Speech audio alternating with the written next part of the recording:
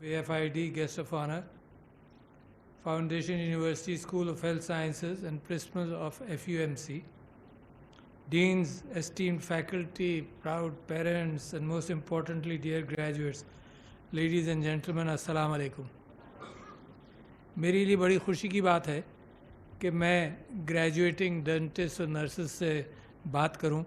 कुछ ऐसा लगा मुझे कि फाउंडेशन गर्ल्स फाउंडेशन यूनिवर्सिटी है।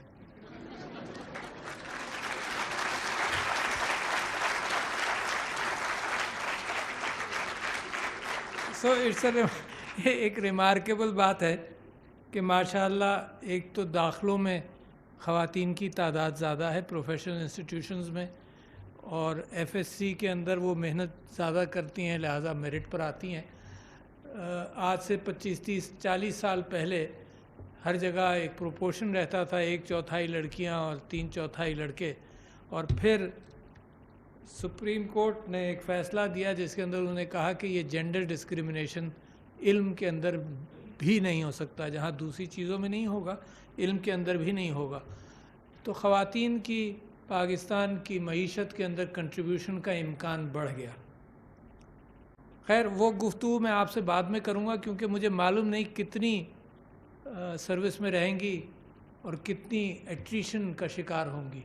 That is something very important which needs to be discussed. और मैं इस वजह से बड़े आराम से आपसे इस बात की गुफ्तगू कर सकता हूँ कि क्योंकि मेरी भी 3 बेटियाँ डेंटिस्ट्री में गईं, तो लिहाजा मुझे मालूम है कि ख़ानदान के साथ ख़ानदान की अहमियत और फिर उसके साथ साथ अपने पेशे के अंदर भी काम करना इस वजह से नहीं कि रोज़ी कमानी है, इस वजह से कि आपकी कौम ने, आपके माँ बाप ने आपके ऊपर बेइंतहा इन्वेस्ट किया है। ये अगर प्राइवेट सेक्टर यूनिवर्सिटी भी है तो ये मत समझिए कि you have paid for your entire education. आपके मरीज़ों ने, आपके लोगों ने, आपके साथियों ने, सब ने, इस कौम ने आपके ऊपर इन्वेस्ट किया है। और ये कौम एक बहुत अच्छे हाल वाली कौम नहीं है, आजकल तो ज़्यादा एहसास होता है इस बात का। लिहाजा ये सोना है जो आपको मिला है और जिससे आप एलीट में आ गई। नर्सेस से भी मैं यही बात कहना चाहता हूँ कि जिससे आप एलीट में आ गई, कि आपको तालीम मिल गई। ये भी एक बहुत छोटा एलीट है, लिहाजा ज़िम्मेदारियाँ ज़्यादा हैं। तो सबसे पहले तो मैं असातिज़ा कराम को मुबारकबाद देना चाहता हूँ कि उनकी मेहनत और उन्होंने इल्म का ट्रांसफ़र किया। ये इंसान का जो कायनात के अंदर आना जाना है, इसके अंदर ये बहुत ज़रूरी रहा कि क्योंकि लाइफ इज़ लिमिटेड, तो लिहाजा the batten is given to the next generation कि तुम अब यहाँ तक इल्म हमारे पास यहाँ तक पहुँचा, अब तुम लेकर चलो। तो वो टीचर्स का एक बहुत बड़ा काम है। तो मैं आपके असातिज़ा को मुबारकबाद देना चाहता हूँ और मैं चाहता हूँ कि आप भी इस बात की कदर करती रहें और करते रहें, जितने भी चंद मर्द यहाँ बैठे हैं तो करती रहें और करते रहें। तो और उसके साथ साथ फिर मैं दूसरी अहम चीज़ की तरफ आपकी तवज्जो दिलाना चाहता हूँ कि मैं यहाँ पर आऊँ, गुफ्तगू करके चला जाऊँ, मगर मेरी ख्वाहिश ये होगी कि मेरी गुफ्तगू से और आपकी बातों से और आप इन सब इस माहौल से मैं भी कुछ सीखूं, और कोशिश ये होगी कि अपने तजुर्बे की बात पर बुनियाद पर आपके सामने भी कुछ कहूं, और मुल्क की ज़रूरियात के एतबार से ज़रूर उसका एंकर मेरा मुल्क होगा सारी चीज़ों का। तो मैं ये चाहता हूं कि आपको इस बात की कदर है मज़ीद दिलाऊं कि आपके माँ बाप ने आपके ऊपर बड़ा इन्वेस्ट किया। उनका मैं मशकूर हूं, उनका आपको मशकूर रहना पड़ेगा, आज नहीं सारी ज़िंदगी। ये इस कौम की खूबसूरती है वाकई। यानी अगर आप लोग बाहर हिजरत करके भी जाते हैं तो आप उनको देखते हैं कि बेचैन होते हैं कि वो पाकिस्तान का सा कल्चर लेकर चलें, बेचैन होते हैं कि उनकी औलाद की शादियां पाकिस्तान में हो जाएं। तो ये आपके कल्चर का एक सोना है जिसका दुनिया को इल्म नहीं है, सिर्फ पाकिस्तानियों को इल्म है। और ये सोना उस बात की याद दहानी है कि तारीख़ के अंदर, इस्लाम की तारीख़ के अंदर, ये जो मोहब्बतों वाला मज़हब है और मोहब्बतों वाला कल्चर है, इसी की जो ताकत है वो दुनिया के अंदर अगर काम आएगी तो सबसे बड़ी ताकत यही ये मोहब्बतों का कल्चर है। تو لہٰذا اپنے ماں باپ کی قدر کرنا زندگی بھر اس کو اپنے دامن سے مت نکالیے گا، چاہے آپ جو پروفیشن کریں، چاہے آپ جہاں جائیں، چاہے آپ جتنی ترقی کریں، یہ ماں باپ کا احسان جو ہے نا اپنے ساتھ لے کر چلنا، صرف اس وجہ سے بھی کہ آپ نے وہ احسان لوٹا تو سکتے نہیں آپ، مگر یہ کہ آپ کی اولاد بھی آپ کے اوپر وہ احسان کرے، تو یہ بہت اہم بات میں آپ سے کہہ رہا ہوں۔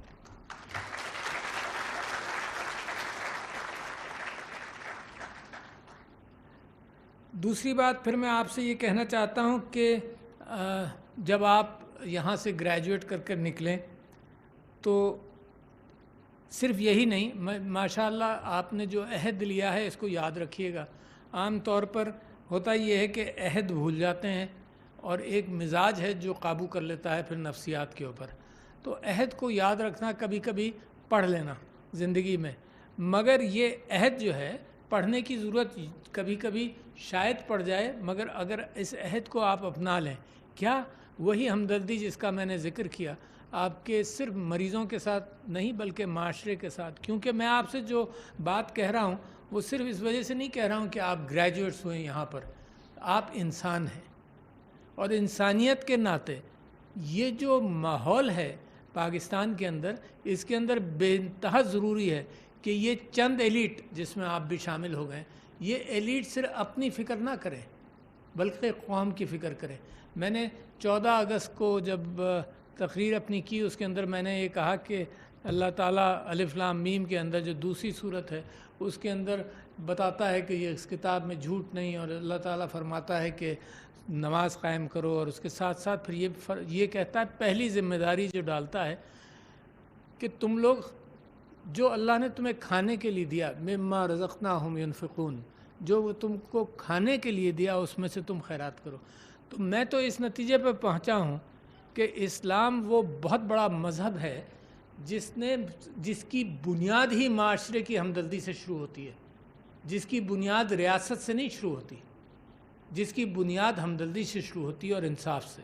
دو چیزیں، تو انصاف کا مطلب یہ نہیں ہے کہ لا، قانون، پارلیمنٹ، جوڈیشری۔ انصاف کا مطلب یہ ہے کہ میں اور آپ اپنی زندگی میں سینکڑوں فیصلے کرتے ہیں، تو میرا مذہب اور میرے نبی صلی اللہ علیہ وسلم سارے نبیوں کی طرح صرف 2 کاموں پر معمور ہوئے۔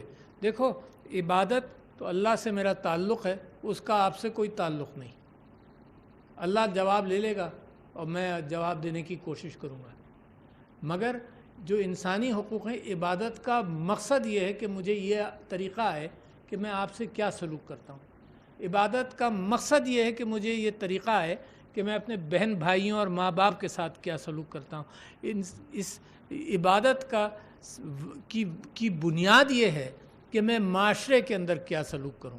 وہ رومی نے کیا خوب کہا کہ محبت کا جذبہ تو اندر سے نکلتا ہے، تو سب سے پہلے تو اپنے آپ سے محبت کرو۔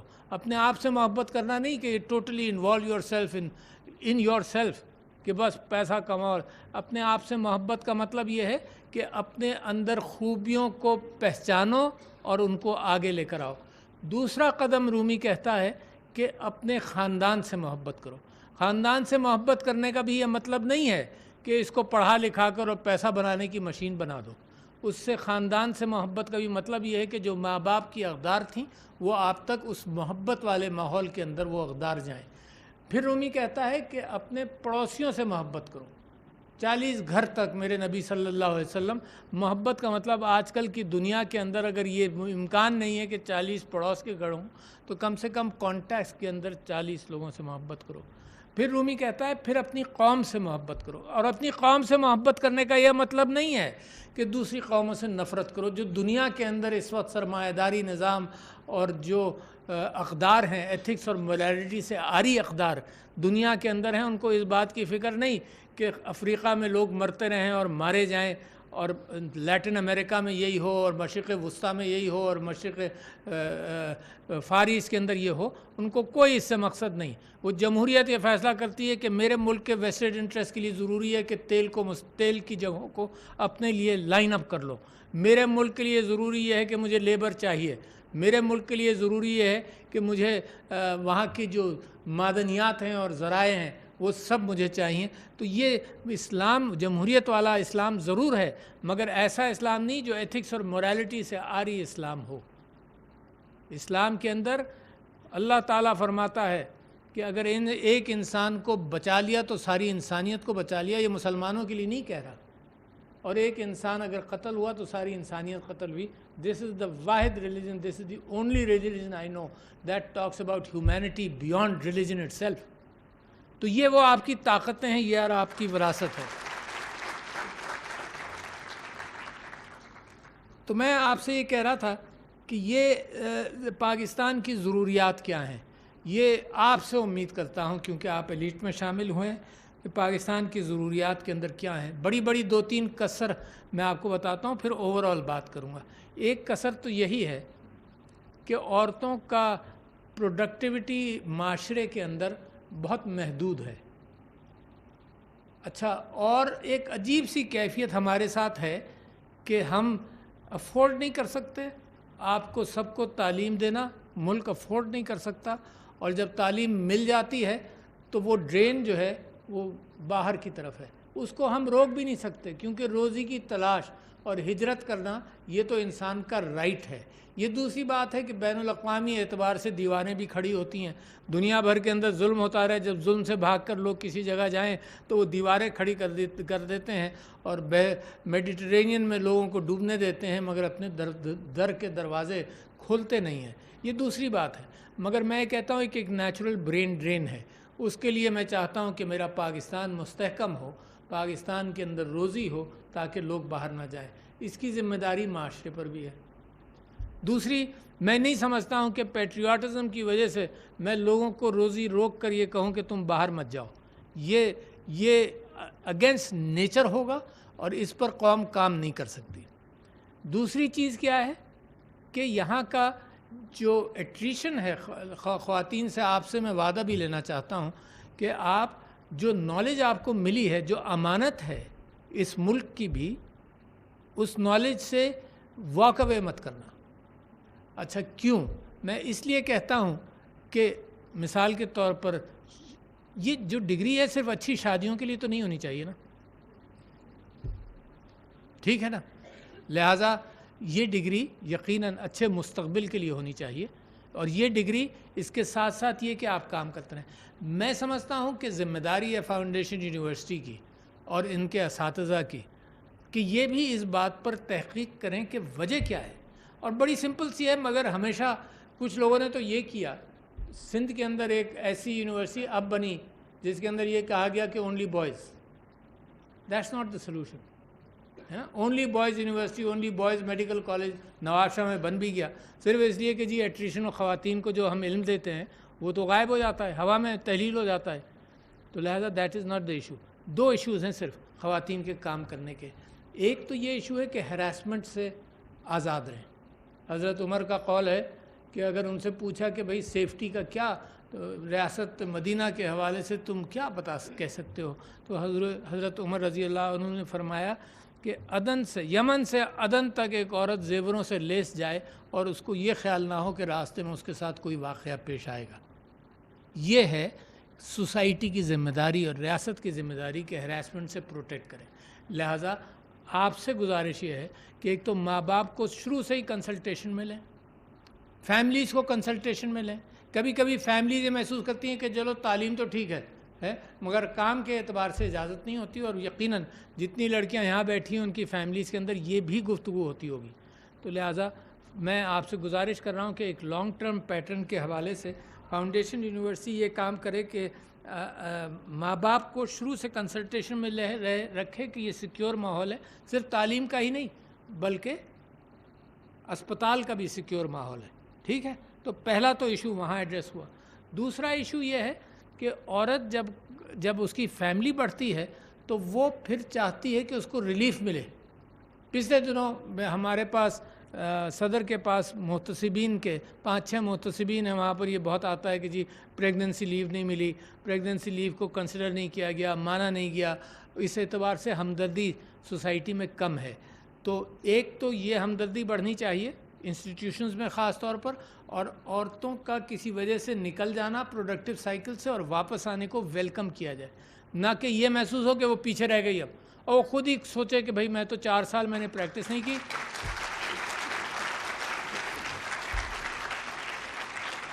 میں نے 4 سال پریکٹس نہیں کی تو پھر اب میں تو پیچھے رہ گئی.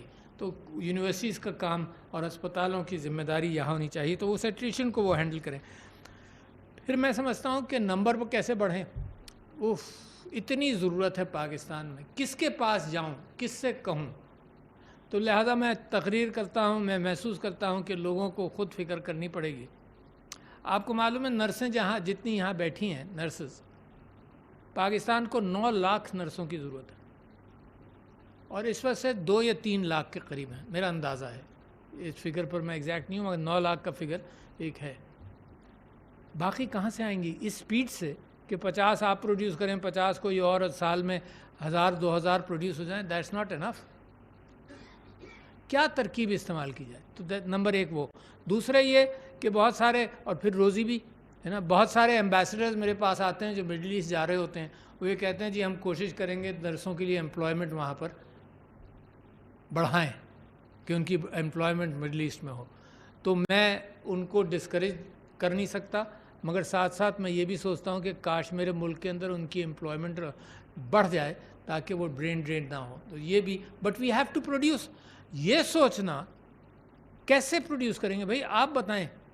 یعنی اس ملک کو ضرورت ہے, فیکٹریوں کی ضرورت ہے کہ فیکٹری کے اندر یہ نرسیں اتنی پروڈیوس ہوں کہ 10 سال کے اندر تو ہم 9 لاکھ تک پہنچ جائیں, مگر جو فگرز ہیں اس میں ہم نہیں پہنچتے. لہٰذا نمبرز. دوسرے, ڈاکٹروں کی, ڈینٹسٹوں کی ضرورت ہے مگر روزی بھی نہیں ملتی. ساتھ ساتھ ایک عجیب ڈائلیما کے اندر اور پیراڈاکس کے اندر میں بھی پھنسا ہوا ہوں کہ جی پروڈیوس کرو گے نوکری نہیں ملے گی, باہر چلے جائیں گے. باہر چلے جائیں گے تو ہمیشہ کا برین ڈرین ہو گیا یار, ہے نا. امریکہ اور انگلینڈ, وہاں جا کر بڑی خدمت ہو رہی ہے مگر پاکستان کی نہیں ہو رہی. But numbers have to be increased. اور نمبرز آپ کو کیا بتاؤں, میں اسٹیٹسٹکس بتاتا ہوں just to leave an idea among you who will be going to become future owners of these medical colleges and deciders of these colleges, medical, nursing and all other, کہ figures کیا ہیں. Figures یہ ہیں کہ پاکستان کے اندر FSC کا جو graduate ہے اس میں سے صرف 9% کو آگے ایڈمیشن ملتا ہے, 9% کو. اور جن ممالک سے ہمارا مقابلہ ہے ریجن کے اندر, بنگلہ دیش, سری لنکا, انڈیا, ہر جگہ 25% سے زیادہ ہے. یعنی FSC کے گریجویٹ جب آگے جانا چاہتے ہیں تو یہاں داخلے ہی نہیں ہے, یہاں یونیورسٹی ہی نہیں ہے. Can you imagine the biggest setback to us. لاکھوں انجینئر پیدا ہو رہے ہیں, دنیا میں بھی جا رہے ہیں, ملک کو بھی اچھا کر رہے ہیں, but we have such a drawback. پھر بچوں اور بڑوں, آپ کو یہ بھی احساس ہوگا کہ 2 کروڑ سے زیادہ بچے آؤٹ آف اسکول ہیں. امیجن کس کی ذمہ داری ہے. یقیناً آپ کی نہیں ہے کیونکہ آپ ڈینٹسٹ بن گئے, مگر تکلیف اور غم تو ہونا چاہیے. یعنی اس بات کا امکان ہے کہ جس معاشرے میں آپ رہیں وہاں ان پڑھ بچے ہوں گے. اس تکلیف کے حوالے سے آپ کا کنٹریبیوشن بھی رہنا چاہیے. تو میں نے آپ سے کہا کہ ڈاکٹری کے اندر, انجینئرنگ کے اندر, ہر جگہ ہمیں گریجویٹس کی بھی ضرورت ہے, اور ساتھ ساتھ ہمیں اس بات کی ضرورت ہے کہ بچوں کی تعلیم بھی ہو تاکہ وہاں تک پہنچیں. تو یہ وہ غم ہیں جو میرے ہیں اور جو ملک کے لیے مستقبل کے اندر بڑے پریشان کن ہوں گے. مجھے آج تک یاد ہے کہ میرے سمدھی انتقال ہو گیا, اللہ تعالیٰ ان کی مغفرت کرے. انہوں نے 2000 کے قریب, 2001-2 میں, اس سے کچھ پہلے وہ الیکٹریکل انڈسٹری تھی ان کی, اور انہوں نے کہنا شروع کیا تھا کہ بجلی کا شدید فقدان ہوگا اور جو کمٹمنٹس ہوئے ہیں وہ بہت پریشان کن ہوں گے. But nobody heard these sound voices. Why people do not hear these sound voices? کیونکہ آپ کے یہاں جو یہ نیا معاشرہ نہیں ہے, انسانی معاشرے کے اندر سقراط کے زمانے سے, اس نے کہا, اس کو کسی نے پوچھا معاشرے کیسے چلتے ہیں, اس نے کہا کہ جناب تجارت سے چلیں گے. آپ کی ویئرز, یہ بھی آپ کی ایک تجارت والی ویئر آ گئی کہ آپ کا اسکل سیٹ آ گیا جس کو آپ اس سے ہمدردی بھی لیں گے, ثواب بھی کمائیں گے, مریض کا علاج بھی کریں گے اور پیسے بھی کمائیں گے. تو تجارت. اور دوسرے اس نے کہا مشاورت, بغیر مشاورت کے کام چلتا نہیں ہے. اور تیسرے اس نے کہا کہ ایک ڈگنیٹی اور ایک پیشن. اور آج بھی یہ بات درست ہے کہ مشورے کے بغیر ریاستوں کے اندر جمہوریت کا فقدان ہونا، مشورے کو کم رکھنا، غلط مشورے لینا، جابری، نان میرٹ کو پروموٹ کرنا، غلطیوں سے نہ سیکھنا، تو یہ تو آپ جیسے پڑھے لکھے لوگوں کی ذمہ داری ہے. یعنی یہ میں مثال دے رہا ہوں کہ صرف ڈینٹسٹ نہیں، مجھ جیسا ڈینٹسٹ جو سیاست میں بھی آیا، میں سمجھتا ہوں کہ اپنے معاشرے کی تکلیف پالنا اور معاشرے کی تکلیف کم کرنا یہ میری اور آپ کی ذمہ داری ہے، اس کو بھولیے گا نہیں.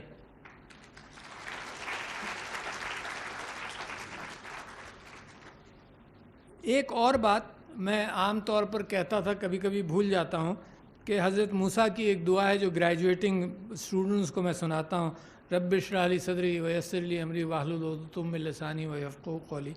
اور یہ دعا جب حضرت موسیٰ کو اللہ تعالیٰ فرعون کے دربار میں بھیج رہے تھے تو حضرت موسیٰ پریشان بہت تھے، بہت بڑا کام تھا. انہوں نے اللہ سے دعا کی کہ بھئی میں تو جا نہیں سکتا، مجھے آپ طاقت دیں. تو اللہ تعالیٰ نے 6-7 عجوبے دیے ان کو. واہ واہ.